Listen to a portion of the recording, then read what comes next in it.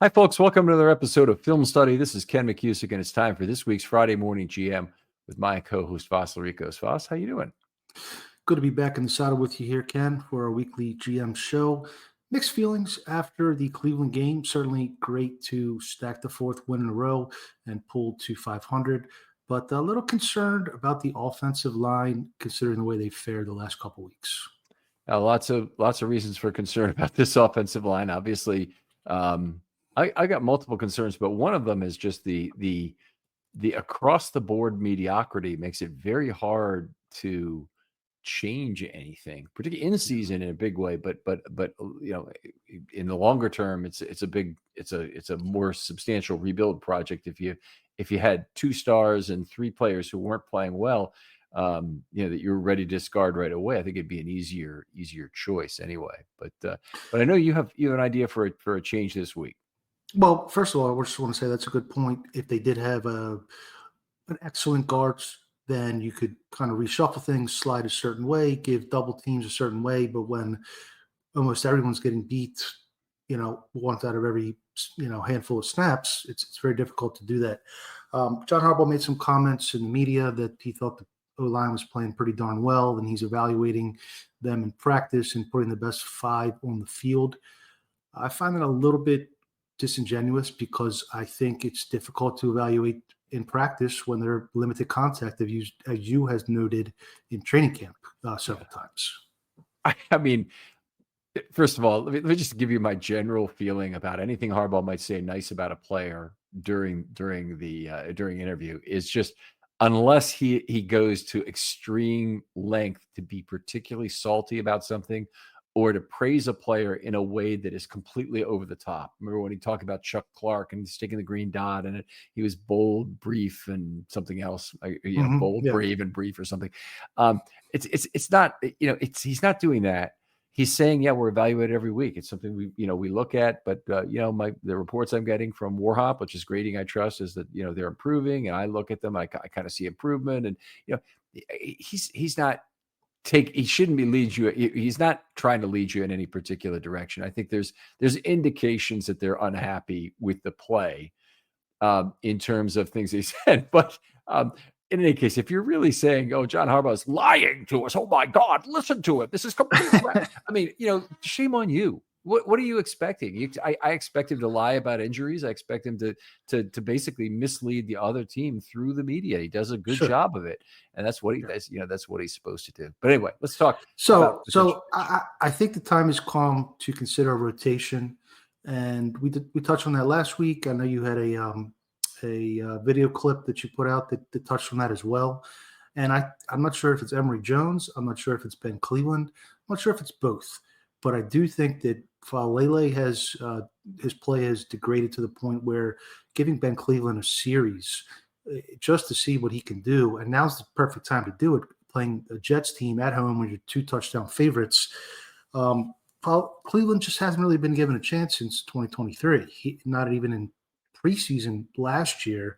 And in 162 snaps in 23, via PFF, he was an 80.7 pass blocker and a 64.6 run blocker, compared to Falele this year, 61 pass blocker and a 50 run blocker. So different sample size. Falele's played 3 times as many snaps, but a series here or there, I think really should be on the table at this point, because Lamar has now suffered 4 injuries: foot, hamstring, knee, and now ankle. And protection needs to be prioritized. I think if the Ravens do have a chance of making a deeper run, even getting to a conference championship game this season, the improvement, shuffling it, figuring it out, making it work in some way or another, turn over every stone, give these guys a couple reps just to see if maybe they can cause a spark and change trajectory. Yeah, I have no problem with it, first of all, for starters. I think that it's more likely to occur at right guard than at left guard for a couple of reasons, even though there are people who would tell you that Voorhees has not even played as well as Falele has, and he's a little bit lower in the PFF rankings. Falele, the only thing I object to in any way, shape, or form about Falele, who's a very frustrating right guard, is the notion that he's by far the worst guard in the league and crap like that. That it's just that's so hyperbolic. It doesn't even make any sense. Okay, there are a bunch of guards worse, including ones the Ravens have already seen on the opposing and the opponents this year. The Miami guards are both terrible. They're both much worse pass blockers and worse run blockers. Both. Sure. And so it's hard to fathom all the hyperbole involved in this sort of thing. So anyway, Foley's coming off a terrible game. There are good reasons to make a move now. It's been 2 straight very bad weeks. He's headed in the wrong direction. In a lot of ways, his year has been very frustrating because the last 5 games were so good last year. And we had higher hopes for him taking another step forward. Hasn't really occurred.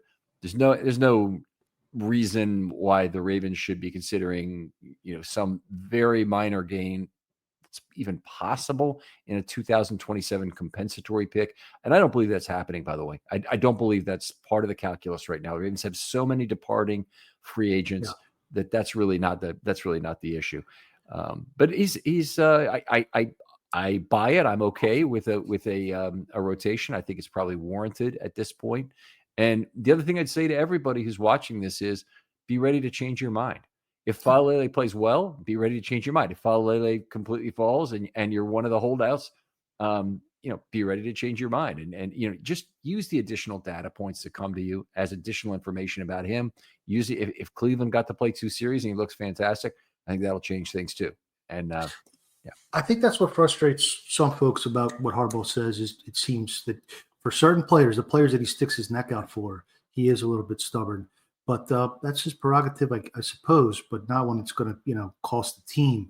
Falele, the reason why we use PFF, or at least the reason why I reference PFF, is because it gives you a snapshot of how do they compare to their peers. Because none of us have the time or the motivation to sit there and grade offensive guards for all 32 teams. That's really the best use. I did have a thought on Falele, and I thought that there's been clips. That was really when they stood up for him, was when there was some clips going around I think it was during the preseason, where he looks just totally awful. And that doesn't count worse than, missing a block.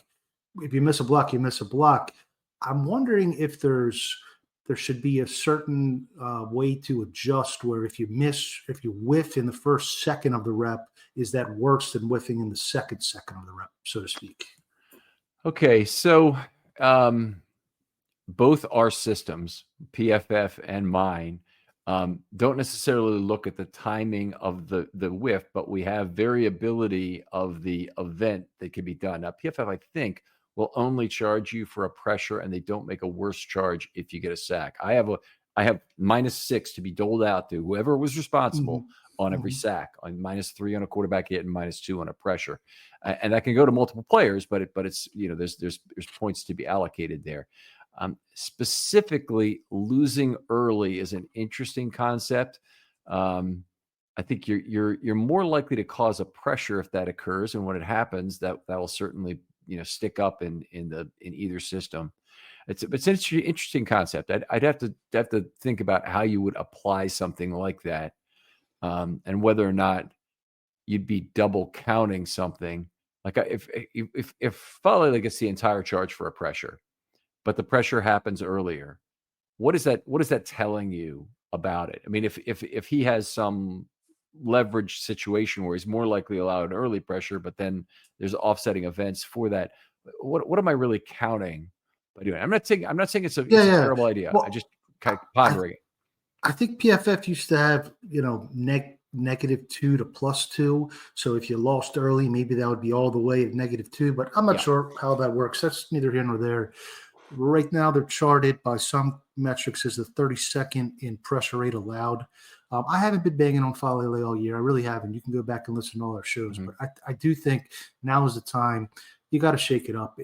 This can't continue. And I know they face 2 tough fronts, but the Jets have a decent front. You got Pittsburgh on tap. You got some, and the Ravens were Super Bowl favorites coming into this year. I mean, I put a poll out earlier today.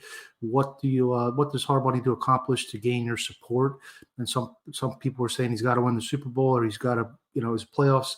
The vast majority of people said win 2 games, and I'm actually in that camp. I think 2 games, 2 conference championship game appearance. You've had Lamar for 8 years now. You got to make at least a second conference champ. And I mean, even Alec Poulianis has said Super Bowl. I've heard Sarah Ellison say Super Bowl, and that should be it, because at some point Lamar is not going to be bouncing back from these injuries so quickly. So anyway, Okay, offensive line I so think is really the priority. what I'm hearing there is a level of frustration that I understand as a Ravens fan, as a season ticket holder, as everything. I understand the level of frustration. I think it's massively unfair, or it's not maybe particularly useful to reference the past in the way you have, that it's been 8 years, it's been this, it's been that, to increase the expectation, and there's just too much a risk of frustration, and I'm talking about for your own personal well-being, not mine. I can take whatever I feel like is a reasonable level of expectation, but I mean, is it fair to have a high expectation of this team? Sure, they were in 2 straight years. They've been one of the best rosters in football. It's fair that coming into this year, we'd have very high expectations. We thought this was the best roster in football. They certainly have not played like it. Now, even injuries aside, they haven't played like it. Yeah, I think 2 of the games you could definitely say the Texans game and the Rams game, they were too injured to compete. So you'll give them those 2. The other 3 they lost, they probably were healthy enough to at least compete or win. I think they were probably healthy enough to win. But Mike Sander put out an article from The Athletic about a month ago. No head coach has gone further this far between Super Bowls and won a second one. So, that's a little bit of data there. Not that trends are meant to be broken. But I do think that at some point the frustration builds and sticks in the back of the players' minds, as they mentioned after that Buffalo game, and fresh blood is necessary. So hopefully they can get this offensive line turned around. I do think that's the key for the rest of the season going forward. Okay, well, I agree with that. That's certainly one of the places they can do. And the other thing that I pointed to is when they make in-season changes, they've proven highly amenable to making such changes in terms of going to rotation first and then do a full change. And if you look back to 2012, they actually did the full change, right, 3 positions all at once, which was the hallmark of that Super Bowl run. I'll to go with Flacco's great play, and that offensive line with Michael Orr at left tackle, the big problem, had been one of the reasons they were as low as 12th in DVOA that year. And we're the least impressive team of the first 5 Harbaugh years. Unfortunately, they don't necessarily have a player with the first-round pedigree of Brian McKinney sitting on the bench right now. But I think you got to try something. At least that's my hope. All right. Well, it may well happen. Let's talk about the injury report this week. And unless we have something else we need to get to before that, but no. So this is released from the Ravens. Lamar Jackson was a full participant on Wednesday, as was Ronnie Stanley. Lamar has an ankle. Ronnie was ill on Thursday. And then Justice Hill, who missed last game with a toe, and Marlon Humphrey with a finger were also both full on Thursday. Limited, Isaiah Likely with a calf, Andrew Voorhees with a foot, Roquan Smith with a hamstring, and Kyle Hamilton with a shoulder/groin. Ugh. And did not participate. Rashad Bateman with a high ankle sprain, and Keon Martin with a rib injury that caused him to spend the night in a hospital in Cleveland, I believe, last Sunday. Oh, wow. And I didn't know that. That's a bad one. That'll, of these, obviously DNPs mean the most. And Rashad Bateman, we didn't really have a lot of hope that he would necessarily be back this week. We didn't know one way or the other. But Keon Martin, his injury being this serious is pretty serious for this Ravens team in terms of what they have remaining at slot corner. So this would be a big loss for them if it holds up. And you look at the number and the moves that have not been made. There's been 10 of 10 players on the injury report this week, and fortunately 4 of them are back full, and so I don't expect an injury designation for the game for them tomorrow. But even if all the remaining limiteds and DNPs were out, I mean that pretty much eats up all of the potential inactives they have. Yeah. I mean, I think you got to also keep in mind that the Ravens have a short week playing Cincinnati on Thursday following this game. So a little bit extra rest is probably beneficial. A little bit maybe odd that they would do it on Wednesday instead of Friday. We'll see. I mean, Likely with the calf, Voorhees with the foot, Roquan with the hamstring, and Hamilton with the shoulder/groin were the 4 limiteds. So I think they'll be okay at slot corner with Marlon coming back, because now Marlon can play slot in dime, and Awuzie and Higgins can stay outside. Yeah, But good point. maybe with Voorhees nursing a foot, this is also an opportunity that maybe it's just a built-in opportunity to shake up the O-line that way. Yeah, that would certainly be true. The other options that they have on the bench, both Jones and Cleveland, are really better left guard options. Sorry, right guard options. They're big, powerful men, longer, and have a better opportunity to pivot the defensive tackle and open the front gate, as I would say. I don't think that it's one of the things about Voorhees that he's made 19 consecutive pulls right now, even though he's been up and down in terms of plays. The bad thing about Voorhees is his bad games have been truly awful, and he said some other games which have been pretty good. It's their last little bit of mobility at the guard position, though, if they lose him, and either by choice or by injury have to make a change. Other musings, I suppose, about the activations. So Amani Oruwariye was called up last week and didn't play, which was interesting. I don't recall that happening before. Carl Lawson has still not been called up, and John Harbaugh made note that he believes Trenton Simpson is faring well as a designated pass rusher, outside linebacker. And I would agree. I think I know he doesn't have ideal size, but the results support that notion. Chandler Martin was also caught up with Jay Higgins going to injured reserve to be a special teams linebacker.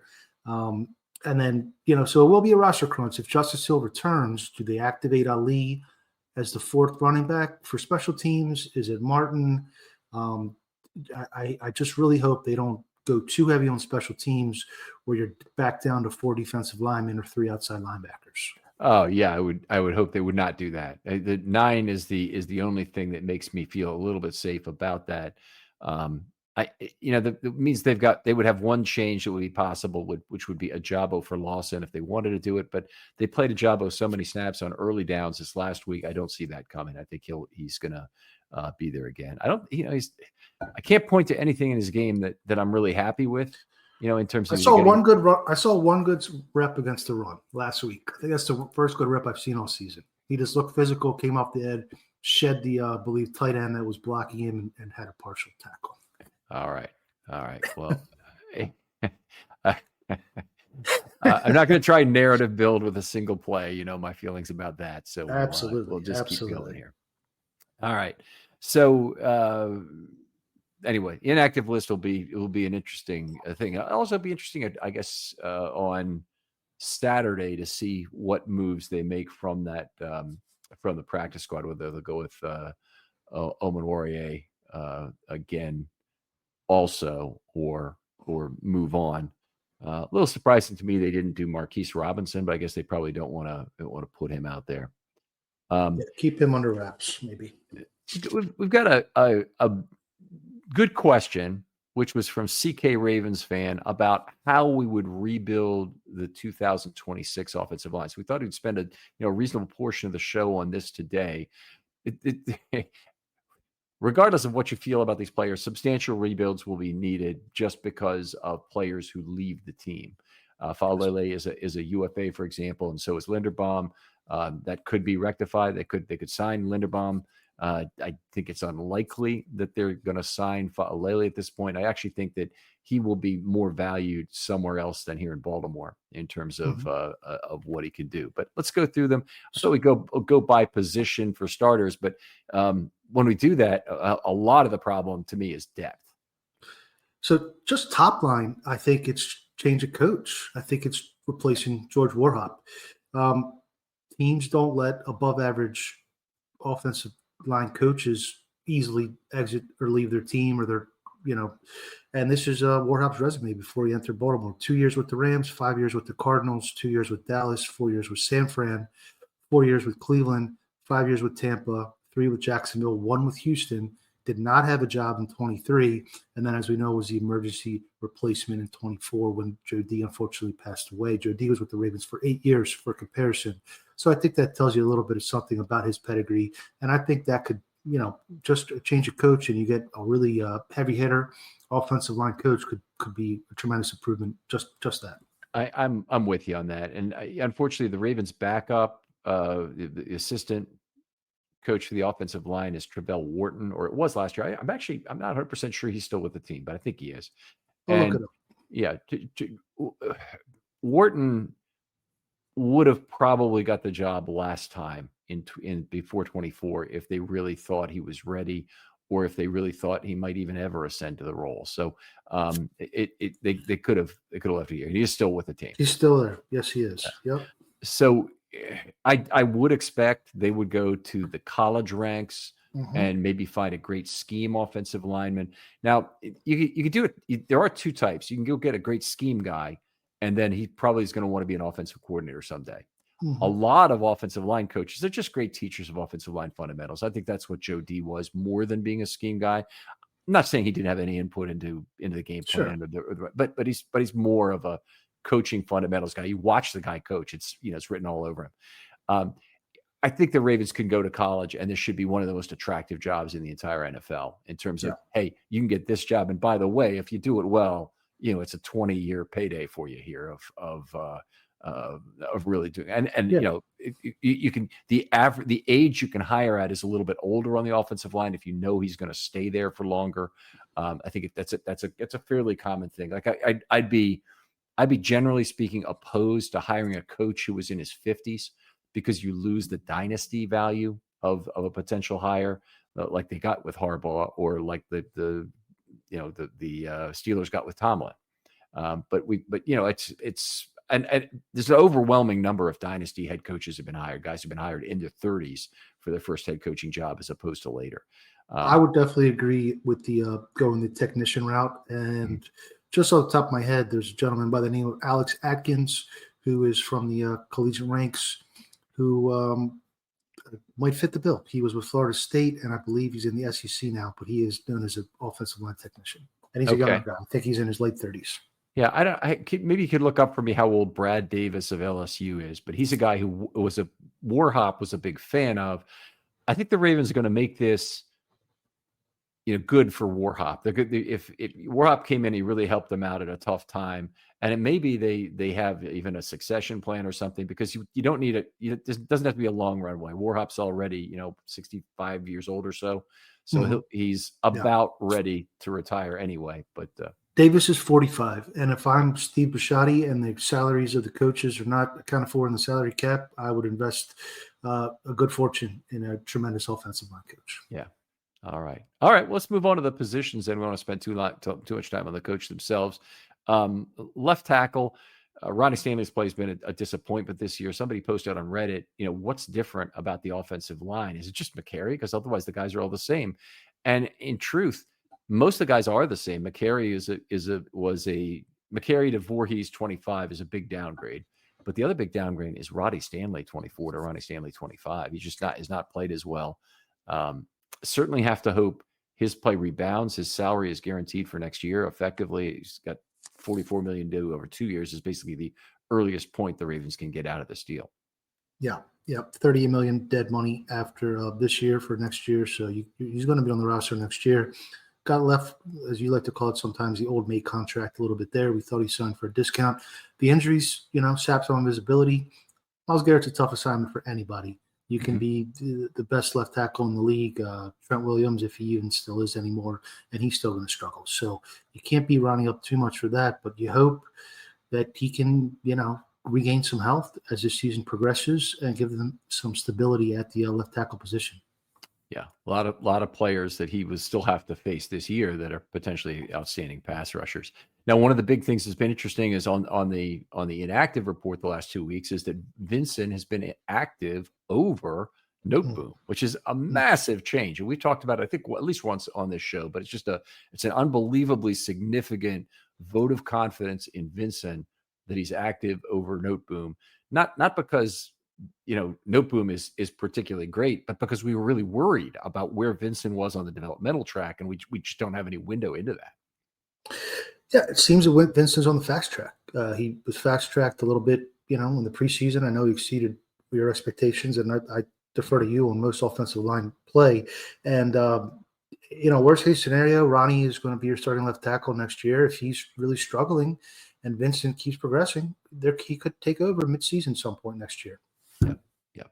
That certainly could happen. And I don't see anything that's going to put Noteboom back ahead of Vincent on a week-by-week basis. I thought, it could be an illness or a personal situation when it happens once. Happens twice. That's they put their stake in the ground there with Carson Vincent. If you're looking at the draft, I don't see the Ravens taking any kind of big swing at offensive tackle. I think Vincent is their developmental guy. I don't think you effectively hire over him by going out in the first round, say, and getting another offensive tackle, or even in the second or third.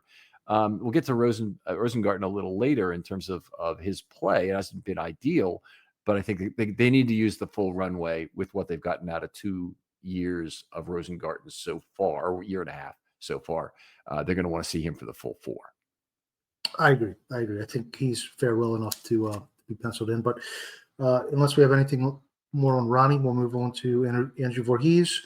I do expect him to be back, at least in a backup capacity. Hasn't been consistent enough, as you mentioned earlier, to be necessarily penciled in as a starter. We'll see how he fares over the next 7 games or so. I would be okay with drafting a first or second round stud, if you can get him, that can upgrade one of your guard spots, maybe even has some tackle versatility. Potentially there's a guy that plays for the Miami Hurricanes. I believe his name is Mauiaga, if I'm pronouncing that correctly. I did ask Chris, who's already digging into prospects, and he thinks he's going to be the first lineman off the board, so he might not be in range. But if you could get somebody who's a stud guard who can also play some tackle, like a Marshall Yanda, who was a third-round pick, no one knew how great he was, that would probably be one of the ideal picks for me in the early rounds. Right. So, and I don't have any problem taking a tackle who's moving to guard, but I don't want to take that guy in round 1 typically. Most tackles who everybody knows are moving to guard aren't going in round 1 anyway. They're going a little later.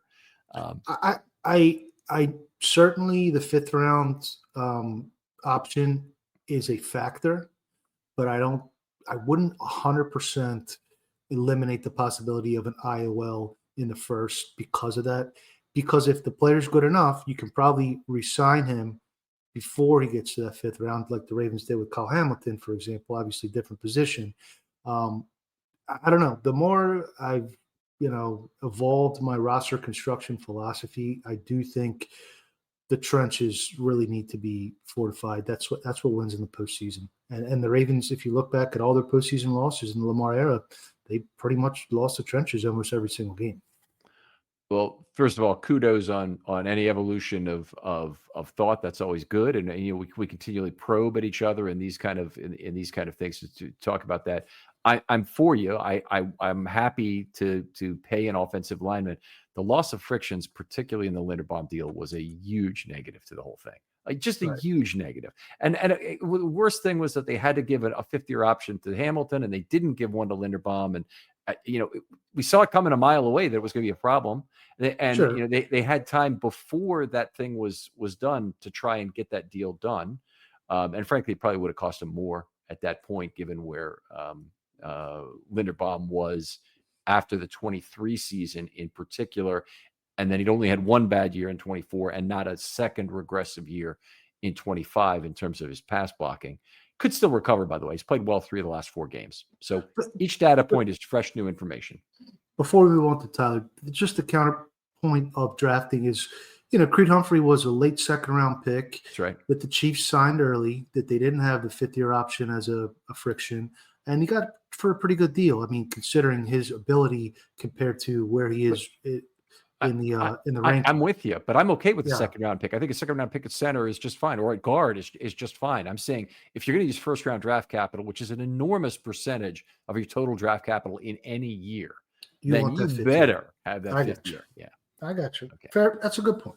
Okay. So let me go back to Voorhees for a second, because I do expect Voorhees also to be back. And I think as the incumbent, he's the most likely to start, even if the Ravens draft a guy in, say, the 2nd round. If they draft a 1st-rounder, they'll probably just plug and play for Voorhees. But if they drafted a 2nd-rounder, I think Voorhees still starts with the starting role.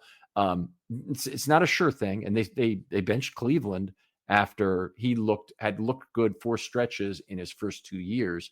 But they if they were to get a left guard, obviously they're going to want another guy who's mobile. I actually think they're going to prioritize mobility with that, and they'd like to have 2 guys at least who they think can play left guard and meet the mobility. Where Voorhees could be the backup and the starter, and they could get another guy who they think at least can handle the mobility needs of the position, because that's been really lacking from Falele, fairly obviously, in terms of moving to the left. It looks terrible doing it, and the other guys, Cleveland has never really looked good as a puller, and it's not something I'm expecting Emory Jones to be particularly good at, given his size. Tackle. Yeah. So we'll see. But I think mobility will be one of the factors that they look at. Now they need a pass blocker too in that position, obviously. Yeah. For sure. So yeah, you can do a lot worse than Andrew Voorhees as a backup, and if he continues to develop, then he can earn a starting job too. Let's move on to center. So Tyler Linderbaum, obviously one of the biggest questions is whether or not they can find the right price for Linderbaum coming up this year. And I think Voss and I have. Let me tell you about the online cannabis company that's changing the game, Mood.com. They created an entirely line of functional gummies, 100% federally legal THC blends, discreetly delivered right to your doorstep. And here's the best part. You can get 20% off your first order at Mood.com with the promo code RAVENS. Now, I've tried a bunch of their gummies myself. Each one's totally unique. The Sleepy Time gummies knock me out right away. They help me unwind fast, leave me refreshed the next morning. The Epic Euphoria gummies, they're perfect for when your day just isn't going the way you want it to go. What makes Mood special is how they pair the THC with natural herbs and adaptogens. You won't find blends like this at any local shop. They've got gummies designed for focus, relaxation, clarity, even energy, all made from cannabis grown on small, family-owned American farms. No pesticides, no shortcuts, just high-quality weed you can trust. Plus, Mood backs everything with a 100-day satisfaction guarantee. So head on over to Mood.com, check out their amazing selection, and don't forget to use the promo code RAVENS at checkout to save 20% off your first order. And we don't always agree on things, but I think we agree on this one, is that he's definitely got to be treated with a right player, right price mentality. Yes. I heard a rumor that their starting offer was $12 million a year. The Ravens was. Wow. Okay. Which is pretty low. So to me, it's not just a question of a few dollars in average per year salary. It's not a huge deal if it's 12 million or 15 million or, wherever you are. 3 million here, 3 million there. That's, a replacement level, not a replacement level, but that's a back end of the roster or mid-tier guy. To me, the big question is, do you want a player that's a below average pass blocking center eating up one of your cornerstone contracts? And me personally, I do not. Okay. All right. Well, that's fair enough. And I guess I would look at the last 3 years and say, what was really the underlying cause for the failed pass blocking? So I think his rookie year, it was being overwhelmed by opposing size. In his second year, he had a very good pass blocking year. In fact, it was probably one of the most exciting things on the 23 Ravens team, which is one of the best rosters in DVOA history, was the fact that Tyler Linderbaum had made this huge step forward as a pass blocker.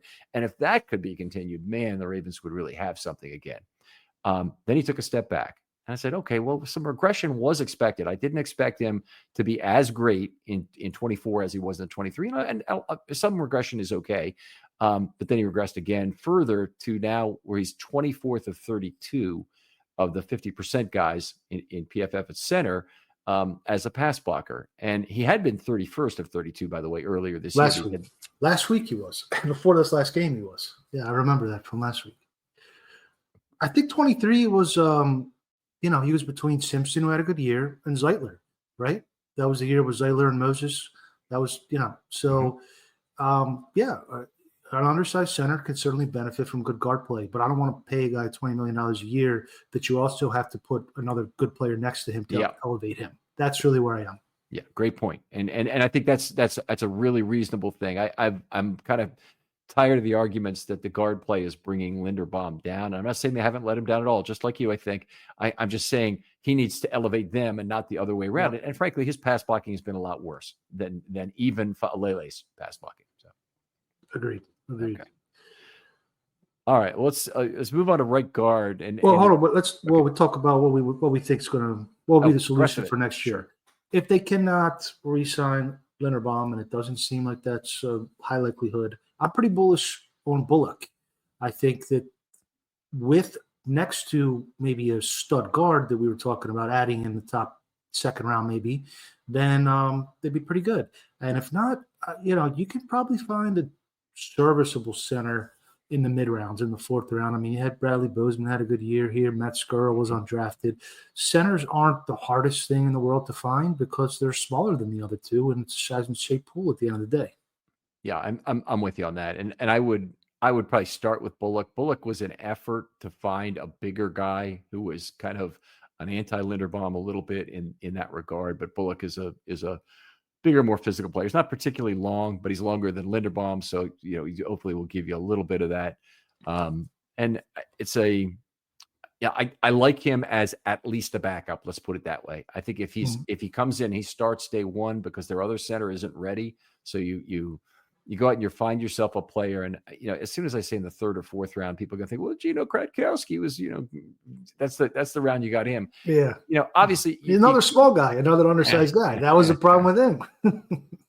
But I think they can go out and they can find a center in some round that they like. I think if you really want a stud center, I think the second round is the one that you're willing to reach into. And particularly, the Ravens appear to be now they're going to be drafting in the back 12 of the second round now after they've revived their season. It appears that way. And that being the case, the pick is so valuable that we should be concerned about expending on a center there, I would think.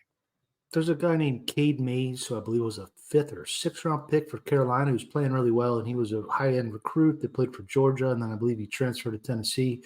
I think the key is get a bigger guy. Jeremy Zuda, another center that was undersized that struggled. Let's get a bigger center. That's really, to me, one of the keys to retooling this offensive line. All right. Well, then Bullock might be a good guy for starters. Ready to move to right guard then? Please. Let's do it. So Daniel Falele, I think we would agree is likely to be gone after this year. And it's not just a matter of, he's underwhelmed or fell short of expectation, though falling short of expectations this season in year 4 is not a good thing. But I think someone else will pay him reasonably well. And I think the same thing was set up with John Simpson, that, but he's just got a higher perceived value outside of Baltimore. Did do the Know Your Foe episode with a Jets guy, and he said, we talked last year about John Simpson and all the things you were saying about him being penalized a lot. They're back, kind of thing. Right. So interesting. It's a long-standing tradition of we were paying Baltimore guards. I mean, Ben Powers, Ben Bredesen has a big fat contract down in Tampa now. Any prediction on Falele's price? Because I really don't know where the league is on him. I don't. Yeah, it's hard to say. It wouldn't shock me if he makes $10 million a year somewhere for 3 years. Okay. It wouldn't shock me. If it's less than that, would shock me either. But I don't think he's a guy who goes out and gets a $18 or $19 million guard contract. No. But that kind of size is just something a lot of people can be enamored with. And the thing that people are going to be kind of upset with is they don't think he fulfilled on the promise in 24 that he showed at the end the promise in 25 that he showed at the end of 24. And I think if someone's really looking at that, they'll say, you know what happened? And they may even ask him that question as part of the negotiation process. I'm not sure he's going to have a very good answer. Yeah. Apparently he's never given an interview from the podium since he's been with the Ravens. Did not know that. Yeah. They've been protecting him. Yeah, but by the way, I have asked for that interview, just a personal interview, and say, well, could I have him on a podcast? Right. And could I? I've got the same response. Is that? But there have been people who've gotten him on the side, I think, but nobody's gotten him at the podium. Yeah. Okay, so looking forward, Henry Jones is apparently now he's listed as a guard on the team website, and he played right tackle in college, so the natural progression is right guard, with the footwork still relatively similar. I'm hoping to see some good things out of Emory Jones. Some thought it was a reach in the draft in the third. I guess if you took the injury into account, it probably was. Mm-hmm. But he's a player with a lot of upside. He was a younger player, drafted as a junior, 3-year starter at an SEC program. We know a lot of good linemen come out of the SEC, probably SEC Big Ten, just like maybe every position, but those are the two best conferences for linemen. And in addition to that, I would actually look the veteran route here and see if, as we're kind of envisioning, you draft a high pick that can compete at left guard, and then you maybe add a veteran at right guard to give some insurance behind Emory Jones. Not sure you want to go all the way up to Kevin Zeitler, who's making $9 million a year this year, but can you get Zeitler for $6 million maybe? I don't know. Somebody in that range. I do think that if we're really going to make this a priority now, what was it, 2 years ago when they lost Moses and Zeitler and Simpson, and they said, we're going to retool the line. Maybe you're retooling it 2 times in 3 years. You put a little bit more assets into it this time. Yeah. Well, it's it's fair, and they've had to do it multiple times. Their younger players, in general, have not worked out recently. This is the first time in a long time that's been true for the Ravens. The Ravens have had, not saying they've had every young player work out, but they've had a whole lot of hits on mid and later round picks that have done well when you go back to Rick Wagner and Ryan Jensen and all kinds of players like that. But one of the things they had also was they had a full enough group of offensive linemen that they could wait for some of these guys to mature in year 3, mature in year 4, and get value out of them. So it's a difficult thing. I'd be fine with a Kevin Zeitler coming back. I think if you lose Linderbaum, you're probably also looking for an offensive line leader, and it's not obvious that you'd have one at left guard. I don't think Bullock is necessarily the guy right away. Who knows? Maybe, but I don't see it. And tackle is not usually where you have your leader. It's usually an IOL position. So even though Ronnie Stanley could be, grandfather or father in the offensive line meeting rooms, you're going to want to have an interior guy who really understands how the protections work out and whatnot. That's a great point, Ken. I think that's a great point. We've said it before. You want to have, an older vet, a third contract vet, and then a guy in his prime, and then a couple young guys. That's kind of how you want to have every position group. I think the safety group suffered from not having a veteran early on in the season until they got Gilman, and that's what Gilman's kind of brought to them. Yeah, it's a legitimate point. I mean, Hamilton can't be everywhere has been the problem of the Ravens defense. By the way, we got a show coming up. I'm going to give a quick plug to. The one last thing this week is dedicated to Ravens in-season defensive rebuilds. And whatever you think, all the fire or, I hate Harbaugh, blah, blah, blah, blah, blah stuff that's out there. Basically, the Ravens have an amazing record these last few years, and pretty much the whole Lamar era, of rebuilding their defenses on the fly whenever they needed to. It's one of the real, it's a hallmark of the EDC era, is that he's been able to do that. So we'll talk about that and some really interesting, I think, stuff to review. Look forward to it. All right, let's move on to Cleveland. Any chance he's back, by the way? Because I think if he could be back on a 1-year deal, but it's very hard to get any kind of sense of what's going on. If he doesn't get some type, I think he said 3 snaps this year. If they don't give him a series at some point, what's the point of rostering him? Even if it's only a veteran minimum contract, give that roster spot to somebody you're actually willing to put on the field. Is my opinion on that one. Okay. Well, I'm with you that I think that it wouldn't make sense from maybe his perspective to do it again. I don't know if there's a market for him at all. I mean, I think that the Ravens, with their silence in some ways and with the inactivity as well, have very clearly branded him in a certain way for the rest of the league. It's not like like a David Ajabo has been a sad tale of not really producing, and maybe somebody else looks at it and says injuries. We understand the Falele thing. I think it's a stylistic fit in a lot of ways that some other team may say, hey, look, he's your trash, he's our treasure, because our guard play has been a hell of a lot worse than what Daniel Falele has done. We'll give him a shot based on size alone.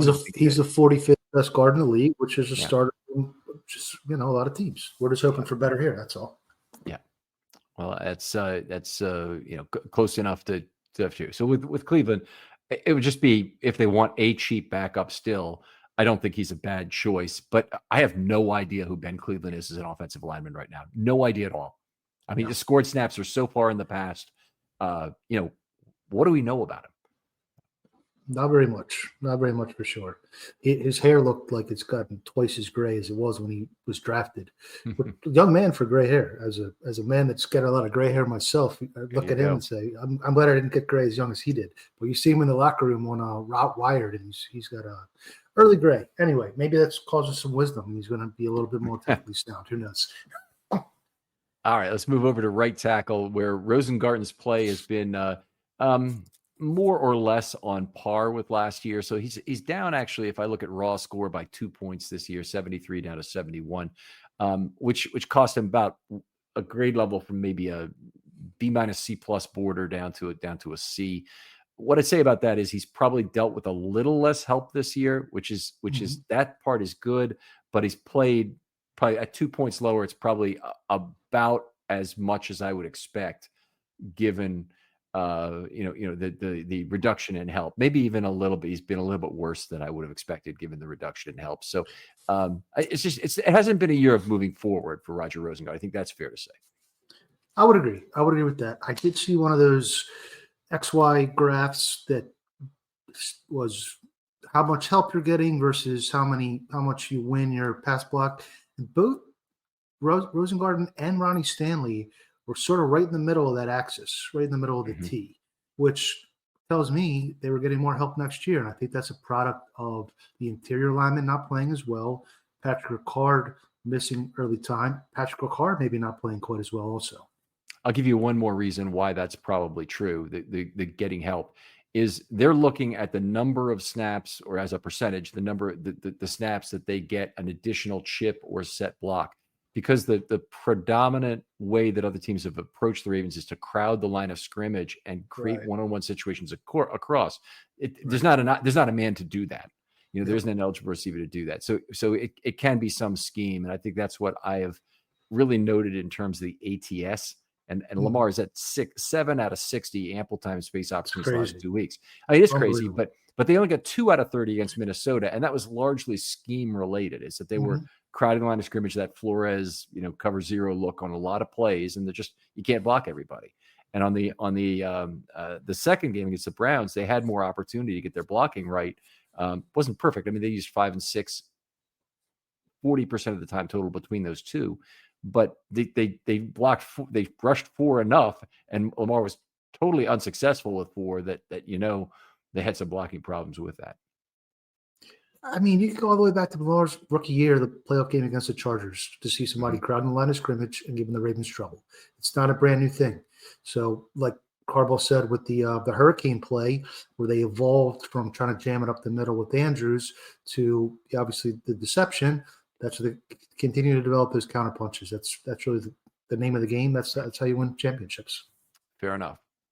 Okay. And all of this we're talking about, we're basically stretching the tarpaulin really tight over these starters, but that tarpaulin will be very thin. They really need a fair amount of depth on this team, which means that I think they're going to have another pick, and they got to be intentional about how they do that. So they got to either know that they're keeping 10 offensive linemen, if they're going to go ahead and bring somebody else in later in the draft. The loss of Dellinger this year, I'm still kind of pissed off about it. It might not have worked out, but it's a loss of an opportunity for something to work out, to have your guy pilfered from you because he doesn't really see a spot for himself. Yeah, I mean, he was a late round pick, so if they didn't see it, they didn't see it. He's not. I'm not necessarily upset about it, but they are rostering 10 at the moment with Emory Jones. So since Jones has been back, they've had 10. And I think 10's the number. So I think, to me, in an ideal world where the Ravens have 5 fourth-round picks or 6 fourth-round picks, you spend one of these fourth-round picks. I think you need a top 60 pick and 2 fourth-round picks is how I would attack this group. And some players can be shuffled. If you get a really good veteran right guard, then Jones can compete with Rosengarten or back up Rosengarten at tackle. It could be right. Shuffled around. But in an ideal world, you get a 4th-round developmental right tackle who's a little bit thicker than Vincent and a little bit more stout. But basically that type of player, maybe from a small school, would be great. And that's your. But I think you need to add 3 rookies and 1 veteran. So you're adding 4 players. That's a retool for sure.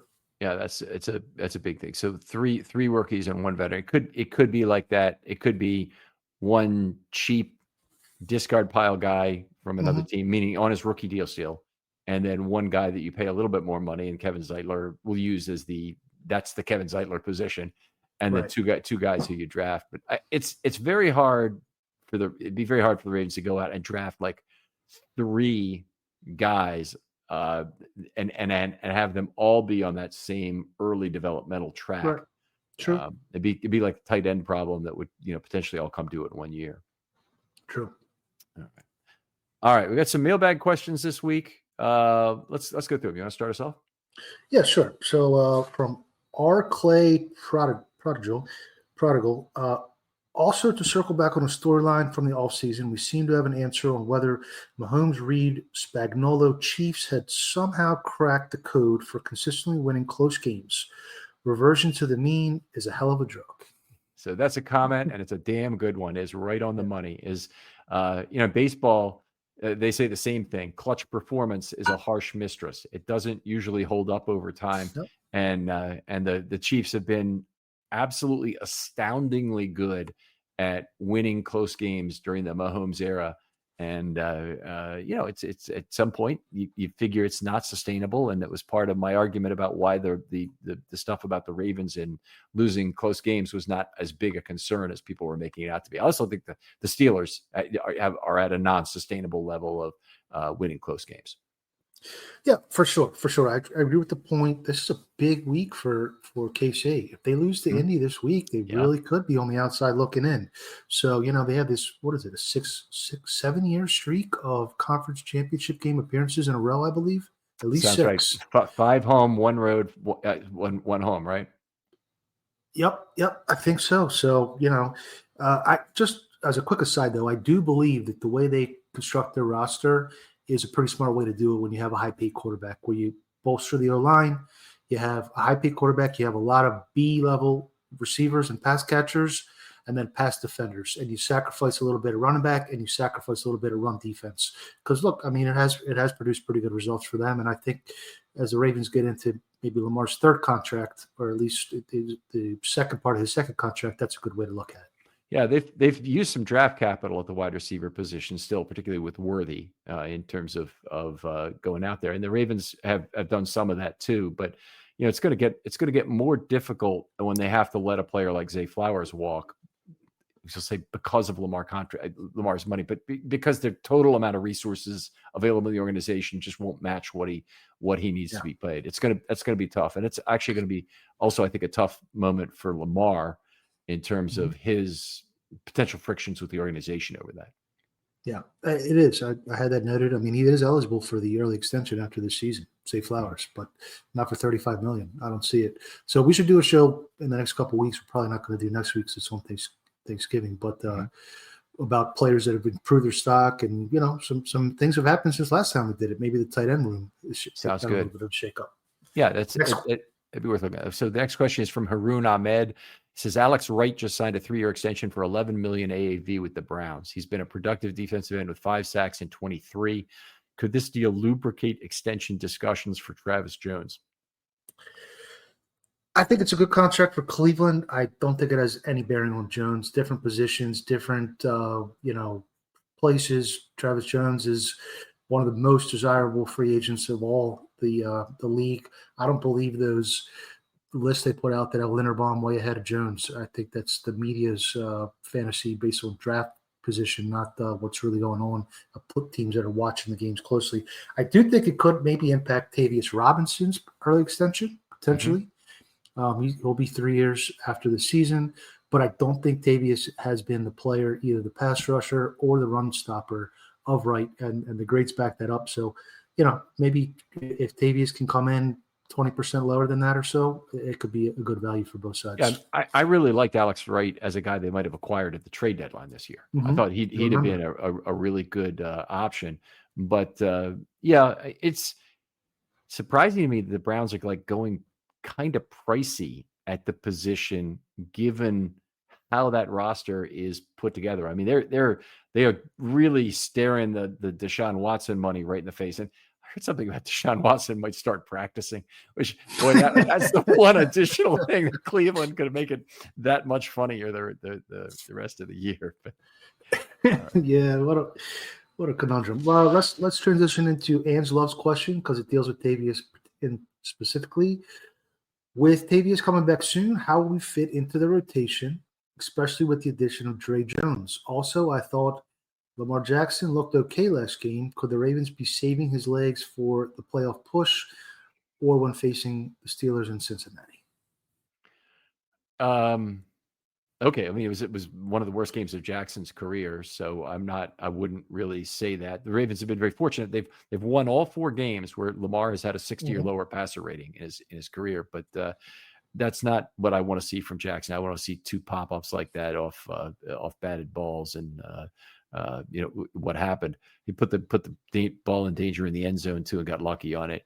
I don't think they're really saving him. In fact, I kind of think it's going the opposite way, that they're playing him because they have to. This feels like Mickey Mantle in the 60s, really trying to get every game they possibly can out of him. But if Tavius is coming back, I expect him to jump in there with a very full role right away. I mean, Ajabo snaps are completely up for grabs.